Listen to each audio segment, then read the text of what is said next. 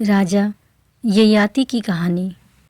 असुरों के राजा वृषपर्वा की पुत्री का नाम शर्मिष्ठा था और असुरों के गुरु शुक्राचार्य जी की पुत्री का नाम देवयानी था।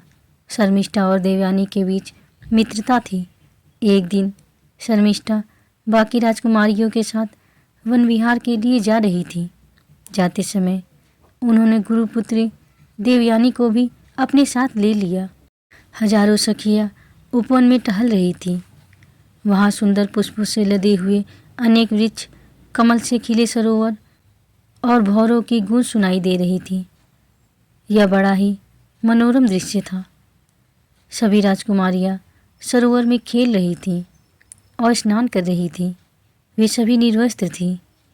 उसी समय भगवान शंकर और पार्वती जी वहाँ से निकल रहे थे। उन्हें देखकर सभी कन्याएं सकुचा गई, दौड़ पड़ी और अपने अपने वस्त्र पहनने लगीं।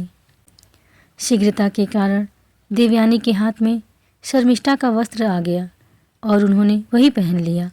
यह देखकर राजकुमारी शर्मिष्ठा ने क्रोधित होकर कहा, तुम्हारी हिम्मत कैसे हुई? हमारे पुरोहित की कन्या होकर तुमने राजकुमारी का वस्त्र कैसे धारण कर लिया? इस बात को लेकर दोनों के बीच विवाद हो गया। देवयानी ने उत्तर दिया, तू ज़्यादा बढ़कर मत बोल। क्या तू मेरे पिता शुक्राचार्य जी को जानती है? वे तुम्हारे पिता के गुरु हैं और तपोबल से पूरी सृष्टि का संचालन कर सकते हैं। वे परम पुरुष परमात्मा के समान हैं और निरंतर परमात्मा की स्थिति में रहते हैं। बड़े बड़े लोकपाल जिनकी वंदना करते हैं, हम उन तपस्वी की पुत्री हैं। तेरे पिता हमारे शिष्य हैं और तू हमारे शिष्य की पुत्री है।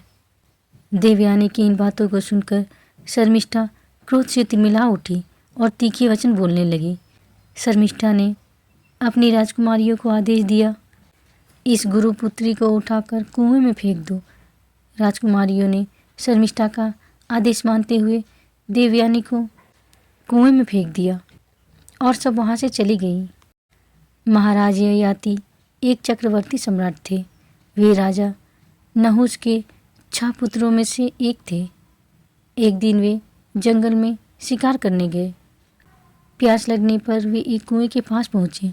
उनके सेवकों ने बताया कि कुएं में कोई है। महाराज ययाति ने एक वस्त्र नीचे फेंककर और हाथ देकर उस व्यक्ति को बाहर निकाला। बाहर आने पर उन्होंने देखा कि वह और कोई नहीं बल्कि निर्वस्त्र देवयानी थी। देवयानी बेहद संकोच में थी। ययाति ने कहा, देवी, मैंने केवल आपको बचाने के भाव से यह किया है। इस पर देवयानी ने उत्तर दिया, आज तक मेरा हाथ किसी ने नहीं पकड़ा। आप यह सुनकर चौंक जाएंगी कि मैं कौन हूँ।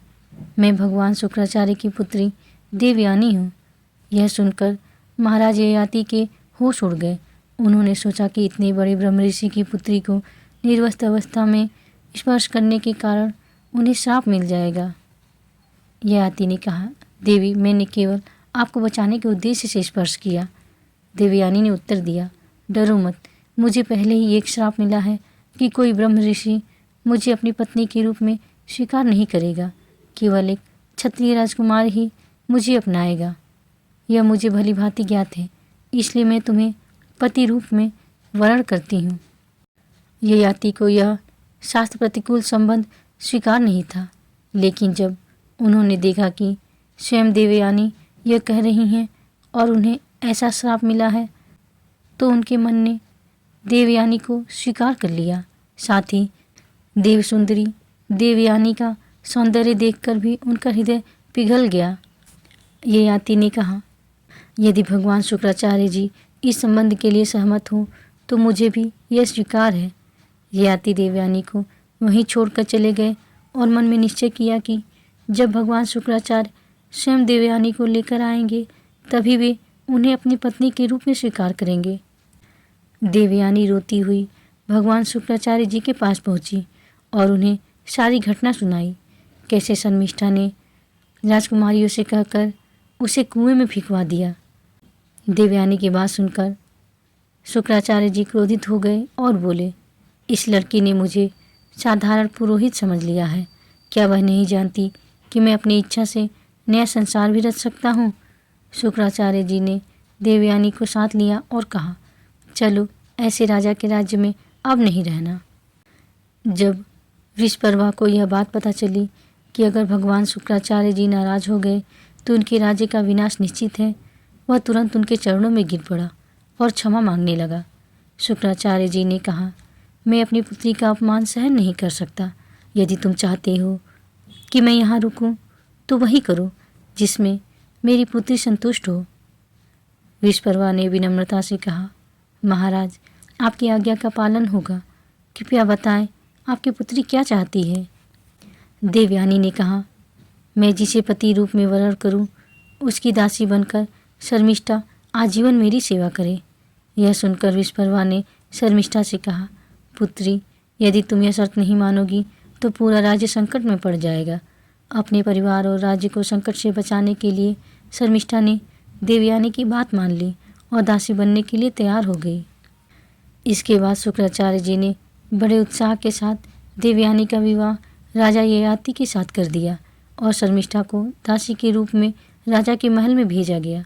विवाह के समय देवयानी ने राजा ययाति से स्पष्ट रूप से कहा, एक बात ध्यान रखना, यह दासी कभी तुम्हारे करीब नहीं आनी चाहिए।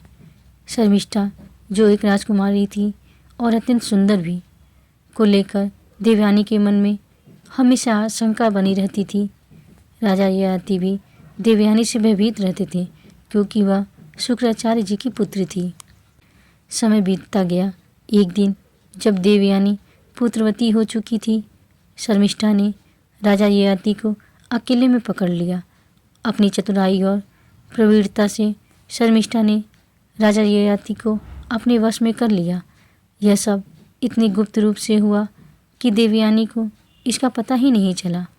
कुछ समय बाद देवयानी को 2 पुत्र हुए, जबकि शर्मिष्ठा से राजा ययाति के 3 पुत्र हुए। एक दिन देवयानी वन में घूम रही थी।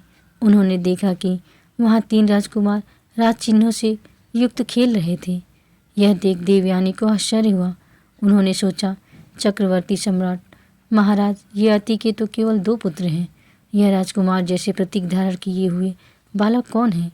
देवयानी उनके पास गई और पूछा, तुम्हारे पिता कौन है? बालकों ने उत्तर दिया, हमारे पिता महाराज चक्रवर्ती सम्राट ययाति हैं। देवयानी ने फिर पूछा, तुम किसके पुत्र हो? बालकों ने कहा, हम शर्मिष्ठा माता के पुत्र हैं। यह सुनते ही देवयानी का क्रोध चरम पर पहुंच गया।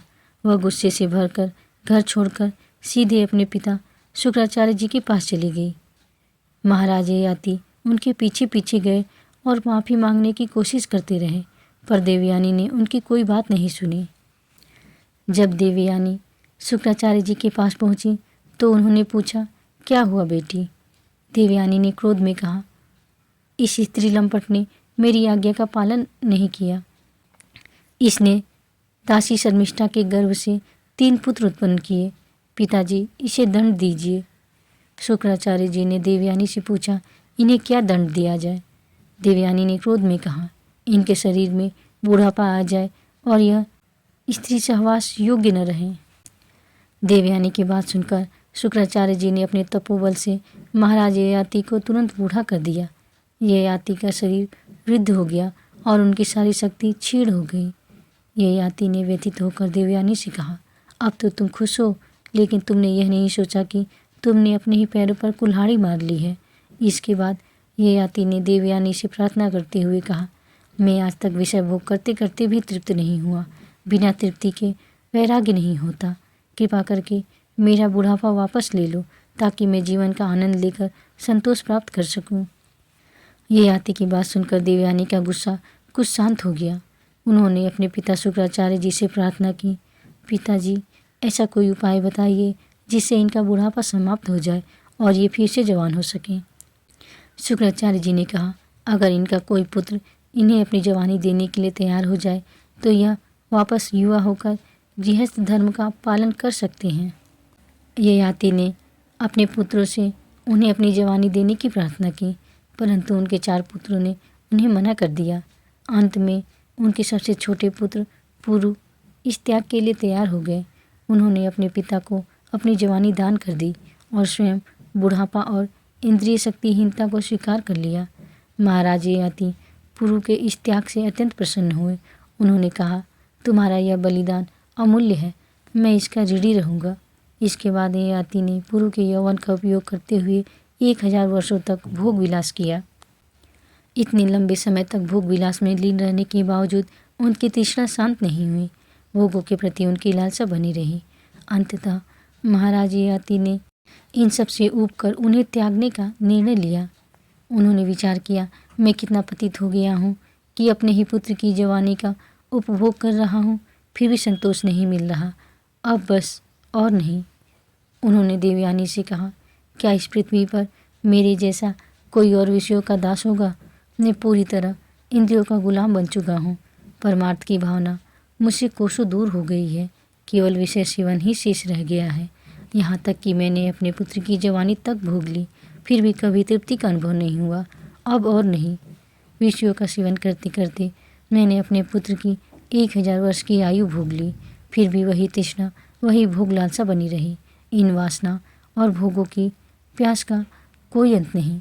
आज मैं परमात्मा को साक्षी मानकर दृढ़ निश्चय करता हूँ कि अब मैं इन भोगों को कभी स्वीकार नहीं करूँगा। ययाति ने अपने पुत्र पुरु को उनकी जवानी लौटाते हुए स्वयं बुढ़ापा स्वीकार कर लिया। उन्होंने निश्चिंत होकर भगवान के चिंतन में स्वयं को समर्पित कर दिया। अपने पुत्र पुरु को सिंहासन सौंपकर उन्होंने राजपाट त्याग दिया और वनवास का मार्ग अपनाया। वन में रहते हुए ययाति ने घोर तपस्या की। कठोर साधना करते हुए उन्होंने समस्त सांसारिक शक्तियों और इच्छाओं का त्याग किया। अंततः आत्म साक्षात्कार के द्वारा अपने शरीर को तपस्या से भस्म कर वे परमात्मा वासुदेव की परम गति को प्राप्त हुए। इस कहानी से हमें यह सीख मिलती है कि स्त्री पुरुष के बीच का मोह और आसक्ति हमें आत्मबोध से दूर रखते हैं। यह जीवन कोई आसान खेल नहीं है। माया और मोह का त्याग करना बहुत कठिन है। हम अपने स्वजन और संबंधियों के साथ जो आकर्षण महसूस करते हैं वह माया का जाल है और इससे मुक्त होना बहुत मुश्किल है। केवल वही व्यक्ति जिस पर श्री कृष्ण की कृपा होती है यह अनुभव करता है कि भोगों में सुख नहीं है, संसार के संबंध मिथ्या हैं, और जब तक अपने चित्त को निरंतर परमात्मा में लगाता है तब भगवान वासुदेव की कृपा से उसे मुक्ति प्राप्त होती है। अब लो न साही अब न नशे हो, राम कृपा भो निशा सिरानी, जागे फिरी न डसे हो। यहाँ से तुलसीदास जी कह रहे हैं कि अब तक तो मेरी आयु व्यर्थ ही नष्ट हो गई, परंतु अब इसे नष्ट नहीं होने दूंगा। जब तक मैं इंद्रियों के वश में था तब तक उन्होंने मुझे मनमाना नाच नचाकर मेरी बड़ी हंसी उड़ाई, परंतु अब स्वतंत्र होने पर यानी मन इंद्रियों को जीत लेने पर उनसे अपनी हंसी नहीं कराऊंगा। अब तो अपने मन को श्री राम जी के चरणों में लगा दूंगा। जो इंद्रियों को छूट दे देता है वह चाहे कितना भी बड़ा विद्वान या बलवान हो, वह अवश्य नष्ट हो जाता है। यही बात जिसके जीवन में आ गई उसका काम बन गया। राधे राधे।